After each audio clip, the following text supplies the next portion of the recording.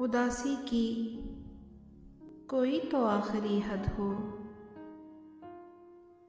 उदासी की कोई तो आखिरी हद हो कि जिसके बाद मुमकिन ना रहे कुछ और गम सहना। या फिर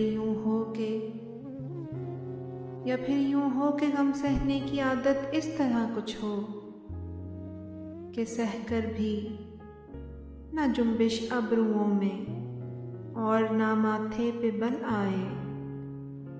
शिकस्ता टूटते आसाब पर तारी थकन ना हो। लबों से बेइरादा आह ना निकले न दिल डूबे।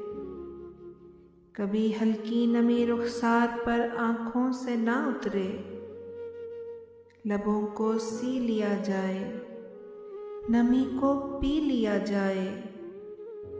चुभन में और थकन में खामोशी से जी लिया जाए। उदासी की कोई तो आखिरी हद हो। उदासी की कोई तो आखिरी हद हो।